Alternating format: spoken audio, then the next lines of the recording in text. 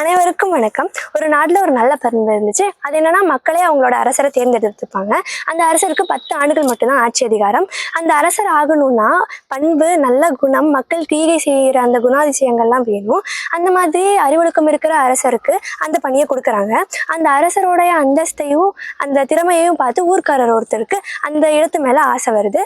அந்த பணியில வரணும்னு சொல்லிட்டு அவர் ஆசைப்படுறாரு. அதுக்காக அரசரையும் பார்த்து, நீங்க இந்த இடத்துக்கு வர என்னென்னலாம் செஞ்சீங்க, உங்களோட அந்த செயல்கள் எல்லாம் சொன்னீங்கன்னா நானும் அதை செய்வேன் அப்படின்னு சொல்றாங்க. அதுக்கு அரசரும் சொல்றாரு, நீங்க மக்கள் கிட்ட நல்லா பேசணும், அவங்களுக்கு உதவி செய்யணும், அவங்களுக்கு தேவைப்படுற எல்லாத்தையும் நீங்க செஞ்சு கொடுக்கணும் அப்படின்னு சொல்றாங்க. இதுக்கும் இவர் எனக்கு இருக்கிற அறிவுக்கும் திறமைக்கும் நான் அதை செஞ்சிருவேன், என்னால முடியும் அப்படின்னு தலக்கணமா பேசுறாரு. அந்த அரசரும் இவருடைய முயற்சியை பார்த்து பொற்காசுகள் தராரு. ஏன்னா நீங்க மக்களை பார்த்து பேசுறதுக்கு உங்களுக்கு செலவாகும் அப்படின்னு பொற்காசுகளை கொடுக்குறாரு. ஆனா இவர் வெளியே அதை எடுத்துட்டு வந்துட்டு, நான் எனக்கு இருக்கிற அந்த அறிவையும் திறமைக்கும் இந்த பொற்காசுகள் எனக்கு தேவையே இல்லை அப்படின்னு கோட்டைக்கு வெளியே போட்டுட்டு போயிடுறாரு. அதை பார்த்த இன்னொருத்தர் அந்த பொற்காசுகளை எடுத்துட்டு போய் மன்னர் கிட்ட கொடுக்குறாரு. அந்த மன்னர் பாக்குறாரு, அவரோட கை நடுங்கிட்டே இருக்கு கொடுக்குற வரைக்கும். அது ஏன்னு கேட்டப்போ அவர் சொல்றாரு, நான் ஒரு தடவை ஜமீன் வீட்டு பொண்ணை நான் காப்பாற்ற போனப்போ அவளை நான் தொட்டுட்டேன்னு சொல்லிட்டு என் கையை எடுத்துட்டாங்க, என் வலது கை அதனாலதான் இழந்துட்டேன்.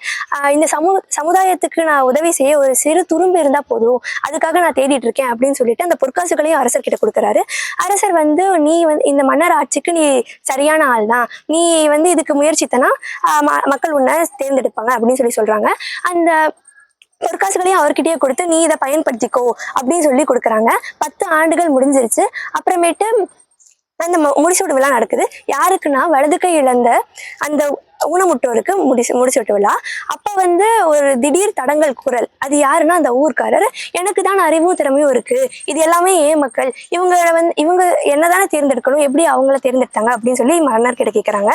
மன்னர் சொன்னாரு, நான் உனக்கு பொண்ணும் கொடுத்தேன், அறிவுரையும் கொடுத்தேன், ஆனா நீ அதை பயன்படுத்தவே இல்லை, இவர் சரியா பயன்படுத்திக்கிட்டாரு அப்படின்னு சொன்னாங்க. அதுக்கு எல்லாரும் உணர்ந்துட்டாங்க, நம்மளுக்கு கிடைச்ச வாய்ப்பை நம்ம சரியா பயன்படுத்தணும் அப்படின்னு இதெல்லாம் வள்ளுவர் அழகா சொல்லியிருப்பாரு. அறிவினை என்ப உளவோ கருவியான் காலம் அறிந்து செய்யும். இது என்ன பொருள்னா, நம்மளுக்கு நல்ல செயல்களை செய்யறதுக்கு நல்ல கருவி வேணும், நல்ல காலம் வேணும், முக்கியமா வாய்ப்பை பயன்படுத்திக்கிற ஒரு திறன் வேணும் அப்படின்னு சொல்றாங்க. நன்றி, வணக்கம்.